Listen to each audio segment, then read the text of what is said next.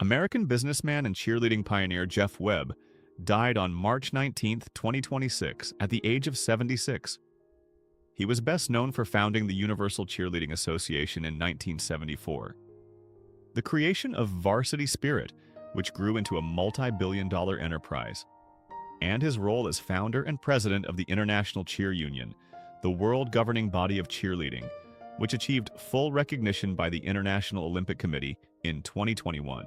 American politician James Michael Clampitt died on March 18, 2026, at the age of 71. He was best known for serving as a member of the North Carolina House of Representatives, representing the 119th District from 2017 to 2019, and again from 2021 until his death. His career as a fire captain with the Charlotte Fire Department from 1977 to 2004, and his role in advocating for greater resources for first responders and recovery efforts in western North Carolina following Hurricane Helene. American opera singer and aerialist Rainelle Sarah Krause died on March 16, 2026, at the age of 38. She was best known for her signature role as the Queen of the Night in Mozart's opera The Magic Flute. Her viral performance in 2020, singing the Queen of the Night aria while performing Aerial Silks, and her debut at the Metropolitan Opera in December 2025 as the Queen of the Night. American television host, actress, and dancer Chiquita Renee Shepherd died on March 16, 2026, at the age of 74. She was best known for her role as co-host of Showtime at the Apollo from 1987 to 2002. Her performance as a dancer in the 1978 film The Wiz, and her Broadway appearances in productions such as Your Arms Too Short to Box with God and Porgy and Bess. American broadcaster Orion Clifford Samuelson died on March 16, 2026, at the age of 91. He was best known for his 60-year career as head agriculture broadcaster at WGN Radio in Chicago from 1960 to 2020. His role as host of U.S. Farm Report from 1975 to 2005, and his induction into the National Radio Hall of Fame in 2003. American rock and R&B guitarist, singer, songwriter, and session musician David Wayne Perkins died on March 16, 2026, at the age of 74. He was best known for his session work at the legendary Muscle Shoals Sound Studio in Alabama, his guitar contributions to Bob Marley and the Wailers' landmark album, Catch a Fire, in 1972, and his recorded performances on the Rolling Stones album, Black and Blue, in 1976, including his slide guitar work on the track Fool to Cry. American playwright, screenwriter, and television producer Eric Ellis Overmyer died on March 16, 2026, at the age of 74. He was best known for creating the Amazon Prime video series Bosch, which became the platform's longest-running series, spanning 7 seasons. His role as co-creator and executive producer of the HBO drama Treme, alongside David Simon from 2010 to 2013, and his work as a writer and producer on the acclaimed HBO series The Wire, for which he received a Writers Guild of America award. American econometrician and macroeconomist Christopher Albert Sims died on March 14, 2026, at the age of 83. He was best known for his development of the vector autoregression method, a groundbreaking statistical framework for analyzing cause and effect in the macroeconomy. His position as the John J. F. Sherrod University Professor of Economics at Princeton University, which he held from 1999 to 2021, and his receipt of the Nobel Memorial Prize in Economic Sciences in 2011, shared with Thomas Sargent for their empirical research on cause and effect in the macroeconomy. American blues singer and acoustic guitarist Paul Jeremiah died on March 14, 2026, at the age of 81. He was best known for his debut album Just Enough, released on Folkways Records in 1968, which established him as a major voice in country blues. His Grammy Award nomination in 2002 for his rendition of Get Right Church on the compilation Preachin' the Blues, the music of Mississippi Fred McDowell, and his induction into the Rhode Island Music Hall of Fame in 2013. American Christian minister, civil rights activist, and author John M. Perkins died on March 13, 2026, at the age of 95. He was best known for co-founding the Christian Community Development Association in 1989, a national movement equipping churches to serve marginalized communities. His founding of the John and Vera Mae Perkins Foundation in 1983, dedicated to racial reconciliation and community development in Jackson, Mississippi. And his authorship of 17 books, including his influential memoir, Let Justice Roll Down, inspiring generations of pastors and civil rights leaders. American biologist, author, and environmentalist Paul Ralph Ehrlich died on March 13th, 2026 at the age of 93.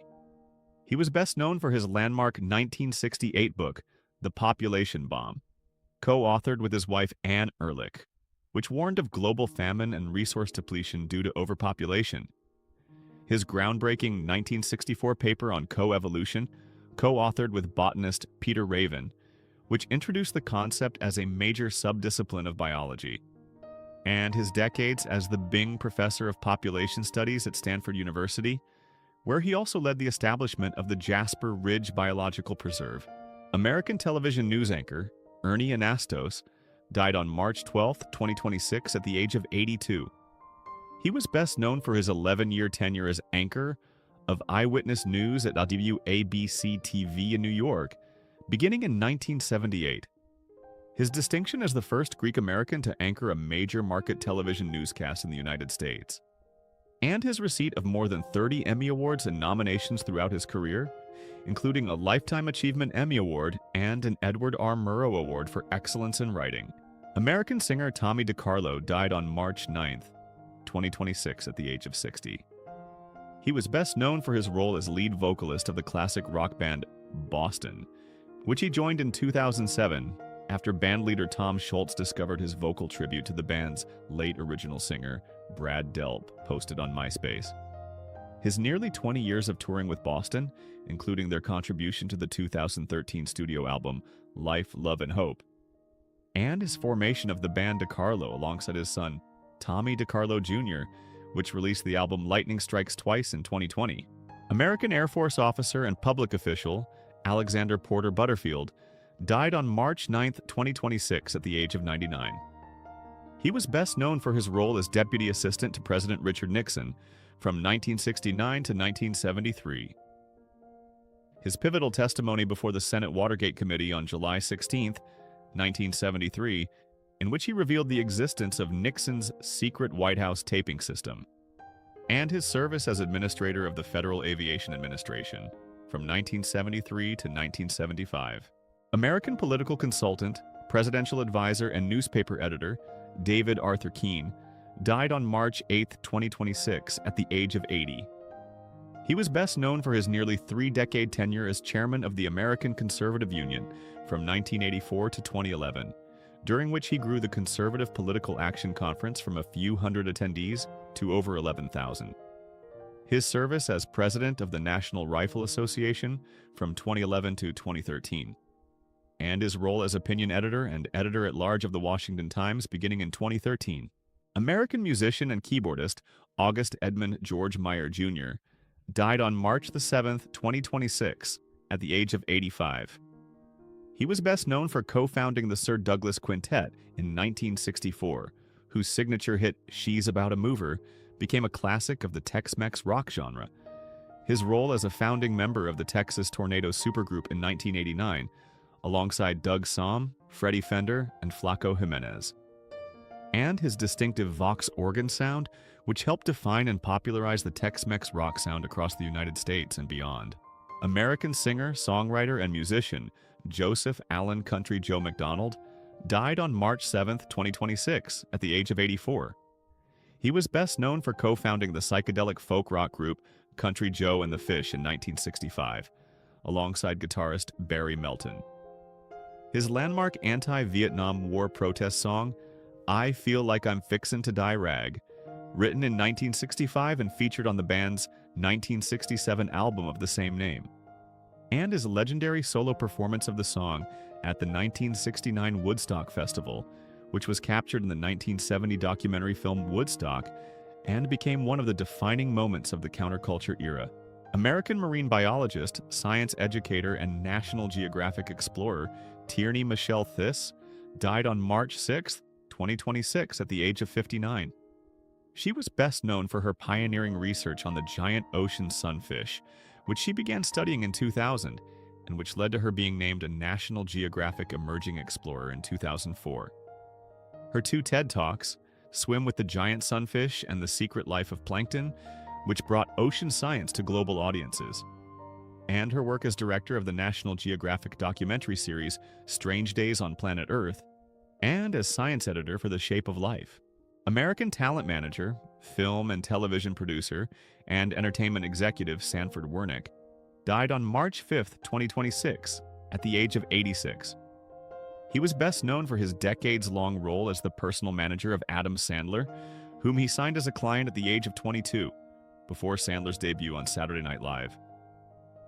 His work as co-creator and executive producer of Def Comedy Jam, and as a key producer of shows including Saturday Night Live, The Sopranos, and The Muppet Show. And his legacy as the inspiration behind the 2017 Netflix film Sandy Wexler, in which Adam Sandler portrayed a character based on his life. American football executive Robert Ernest Harlan died on March 5, 2026 at the age of 89. He was best known for his 19-year tenure as president and chief executive officer of the Green Bay Packers from 1989 to 2008. His pivotal role in hiring general manager Ron Wolf, whose decisions, including the trade for quarterback Brett Favre, led the Packers to win Super Bowl 31 in 1997, and his successful advocacy for the renovation and expansion of Lambeau Field, funded through a 2000 Brown County referendum and a 1997 stock sale. American ceramic artist and designer Victoria Mackenzie Childs died on March 4, 2026, at the age of 77. She was best known for co-founding the Mackenzie Childs luxury home decor brand in Aurora, New York in 1983, alongside her husband Richard. Her creation of the iconic courtly check pattern, a signature black and white checkered motif inspired by chessboards and the tiles of Westminster Abbey, which became the brand's defining design. And her continued creative legacy through Victoria and Richard Emprise, launched in 2001, and her life in studio aboard the historic Yankee Ferry, the last remaining Ellis Island ferryboat. American college football coach Louis Leo Holtz died on March 4, 2026, at the age of 89. He was best known for his 11-year tenure as head football coach at the University of Notre Dame from 1986 to 1996, during which he compiled a 100-win record.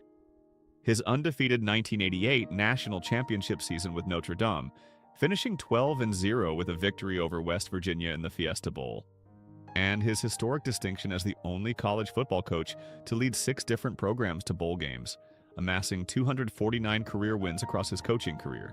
American activist, politician, businesswoman, and television host Rosalind Eldridge died on March 4, 2026, at the age of 95. She was best known for her role as a political strategist and special assistant to New York City Mayor John V. Lindsay in the late 1960s, and as a trusted advisor to Senator Robert F. Kennedy.